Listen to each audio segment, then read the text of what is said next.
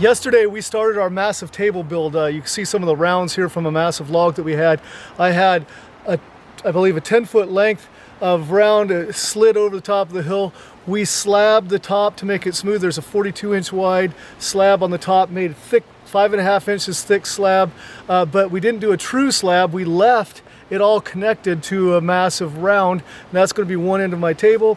We got that slabbed and off the hillside yesterday. Today I'm going to move it up to where it's going to be, try to put it together, maybe finish the top a little bit. So follow along for part 2 of massive table build. As explained earlier, most of the table is one massive piece of wood, but we do need to flatten off one round to prop up the other end of the table and hold it up. Basically a big thick leg.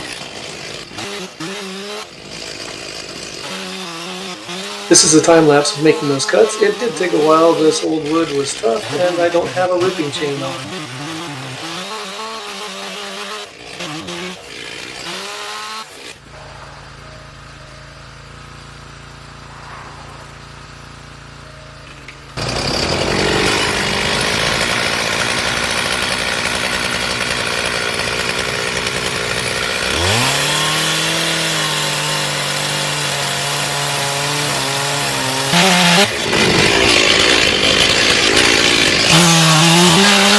Okay, so what we've accomplished here is my big picnic table that's got that huge slab and the round on one end for leg. I decided to make a leg out of one of the rounds on the other side. So the distance underneath it was 24.5 inches from the ground to the bottom of the 5.5 inch thick slab on my picnic table. So I just cut a straight line and 24.5 on each side. Actually, we're at 24.5 and 24.25. It's not the easiest thing to do with a chainsaw, and it was a little bit slow. I didn't have a ripping chain on there, but it got through. And so this is going to be the leg of my picnic table, tipped up on edge. I'm going to try to lift the table with the excavator and walk the excavator up the hill and put it up there. But the leg I need to put in the back of the pickup so I can just drive it up there. And so I'll take the big table with the excavator up there, and then I'll drive the pickup up, unload it, the leg with the excavator.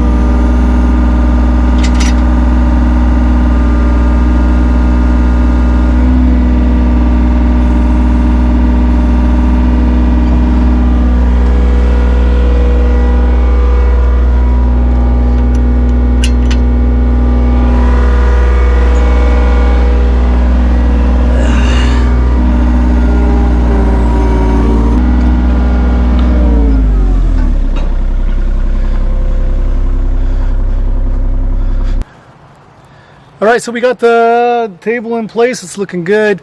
It is a very rough surface because we just used an Alaskan mill, so it was a chainsaw blade going through there. It's actually reasonably smooth for a chainsaw rip, but I don't think I'm going to be able to get this super smooth, but I did bring my hand planer down, and we're going to make a few passes on it and smooth it out a little bit.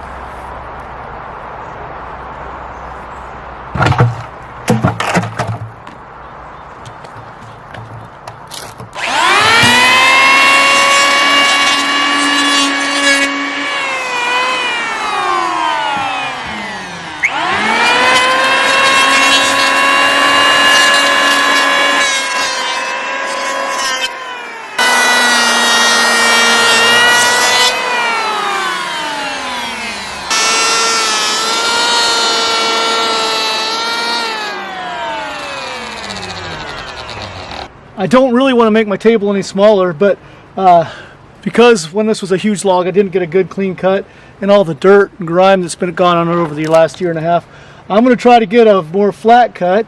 And one of the main reasons for that, not just for the look of the table, but a lot of times when you see a big log, I know when I took my boys out in the woods, they'd want to count the rings and see how old this tree is.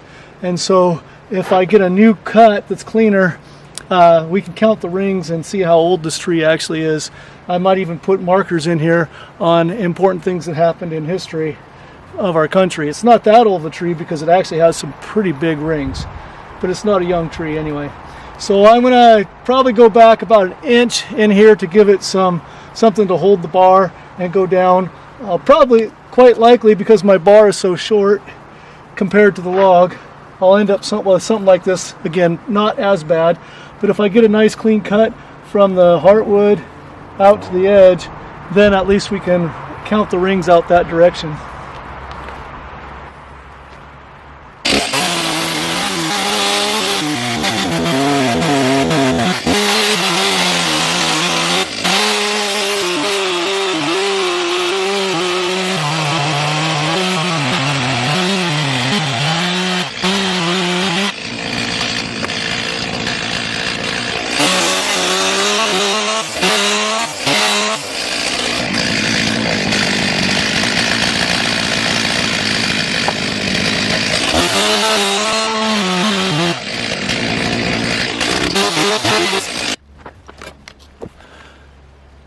Alright, not a bad cut. I did dive back a little bit in here.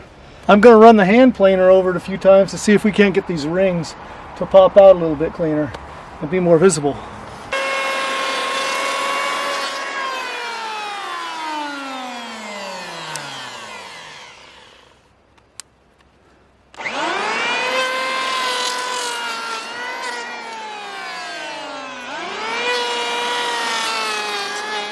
That is definitely helping the annual rings show up. You can see little gouges where I had the router, but you could see the grain very distinctly here. Down here is where I haven't done it yet. So I'll give the whole log at least a small once over and do at least one side or one ray from the center. Really nice. Alright, we've done pretty good with the planer. I'm going to take it off now. I'm going to use my orbital sander.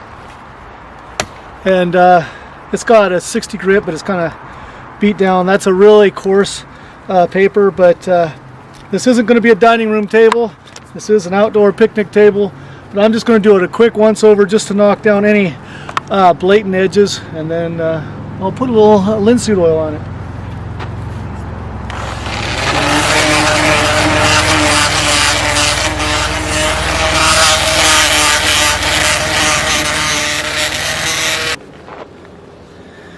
I'm going to put some boiled linseed oil on this. It helps, it's a good preservative, and it helps the grain pop out.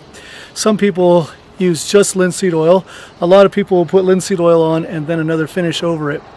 I should have a clean lint-free cloth to put it on, but I'm down at the campground. I just found a rag that I had that'll wipe it in. I'm not going to get a super nice finish. There's probably going to be kids dancing on this table at some point in time, so I am going to put it on the top and the sides and help preserve it. Maybe in the future I'll come back and put in a nicer finish.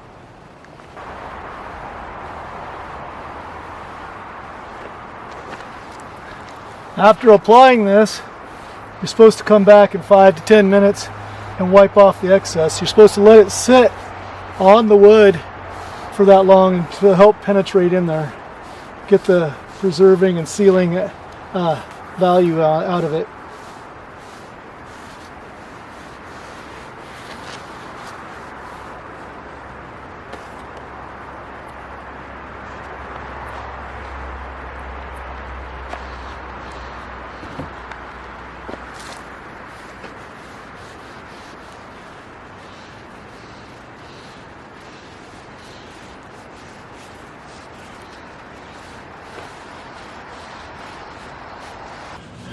The oil's been on for about 10 minutes. There's some spots that I really pulled it up, so I'm going to just try to wipe off the excess so that it has a smoother finish.